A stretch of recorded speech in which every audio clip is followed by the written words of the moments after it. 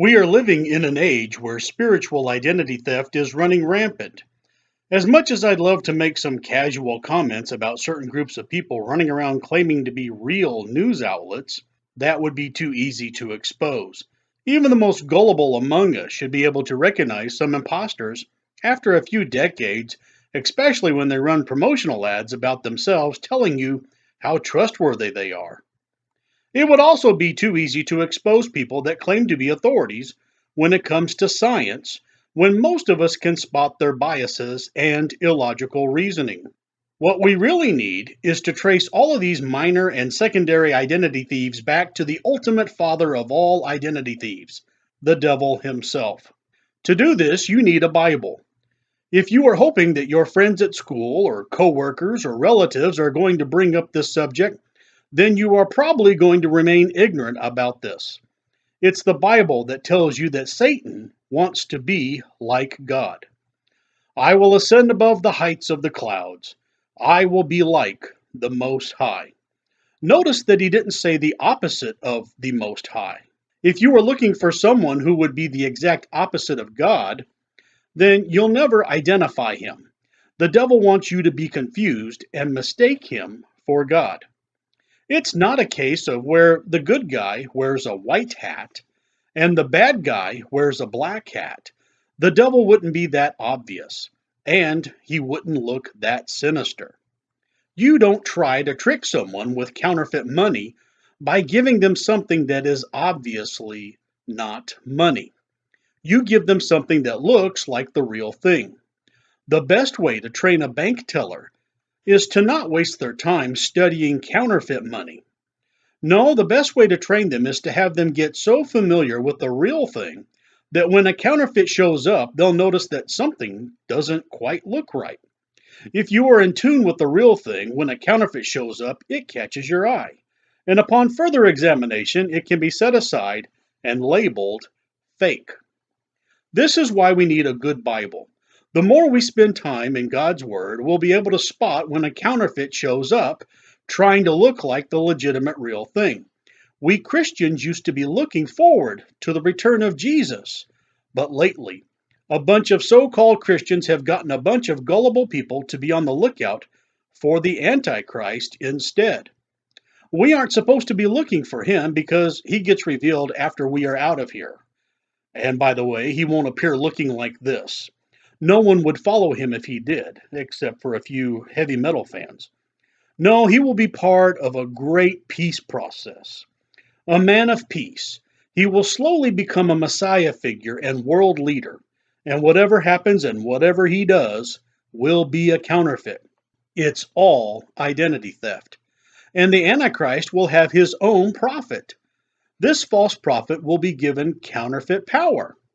And he doeth great wonders, so that he maketh fire come down from heaven on the earth in the sight of men. The Antichrist will be quite the Hollywood and news media darling and celebrity, and then one day he will receive a deadly wound in his right arm and his right eye. And we see that in Zechariah chapter 11, verse 17. Woe to the idle shepherd that leaveth the flock! The sword shall be upon his arm and upon his right eye. His arm shall be clean dried up, and his right eye shall be utterly darkened. Now the pagans have known about this for centuries. This is why they talk about their false god Odin giving up his right eye for knowledge. And since the idea of Odin goes all the way back to the days of Nimrod, and Nimrod's son will be worshipped as Baal, then it's no surprise that Baal would take on many of the same attributes as his father. That's why in a recent movie they had the character Thor replace Odin, but who really cares? This eye injury that is going to befall the Antichrist is what the ancients have always referred to as the Eye of Horus. And because the book of Revelation tells us that that wounded eye was a deadly wound, we predict that this will be the funeral of the century. And boy, will the world mourn for their deceased world leader. The religious smooth talkers will give emotional speeches, and all eyes will be on the casket. Some soft music will play, perhaps even a moment of silence. But meanwhile, we true Bible-believing Christians will be in heaven, and we get to witness a war break out.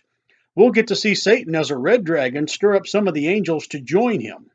And as Michael the archangel says to the devil, "Let you and I step outside."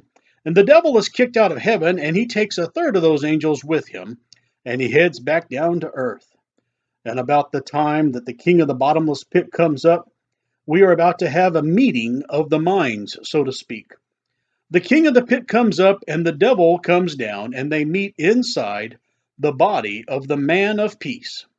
And that dead body becomes animated again. And just as the news media is about to go to a commercial break, all of a sudden the casket opens up better than any vampire special effect, and out steps the man of peace. Although he's no longer really the man of peace, he's the revealed Antichrist. And will he ever have some big changes in store for the whole world? His whole supposed resurrection from the dead is a counterfeit of the real thing. You're dealing with the king of identity theft. But no Christian, before the catching away, will have to deal with him. If you've been waiting your whole life to see these events take place, well, you're in for some serious disappointment. Instead, we Christians will have to deal with the spirit of Antichrist, which is already in the world. We have to deal with tares. Now, to make a spiritual application of this subject, we Christians are basically the wheat, and there are counterfeit Christians that walk among us. And sadly, these counterfeit Christians try to speak for us and represent us to the whole people of the world. So when they do stupid things or act worldly, the world notices them and says, "Oh, so that's a Christian. They don't seem to be holy or act holy, so why should I?" And on many levels, the counterfeit Christians seem to be enjoying worldly things more than the lost souls. They aren't familiar with this verse. Love not the world, neither the things that are in the world. If any man love the world, the love of the Father is not in him. This idea of identity theft didn't pop up one day all of a sudden with credit cards and the internet. The Bible has always been warning you about this subject. Beware of false prophets which come to you in sheep's clothing, but inwardly they are ravening wolves. How many of us Christians have been caught off guard by our supposed friends and allies? I'm not talking about how we sheep butt heads with each other from time to time. Being sheep, we sometimes often butt heads with each other over little things like who's more important and who gets to go first. But that's nothing compared to the wolves and their spiritual identity thievery. And not only does this happen with our peers and fellow colleagues, but the Apostle Paul warned us, "For I know this, that after my departing shall grievous wolves enter in among you, not sparing the flock." Many wolves are teaching in seminaries.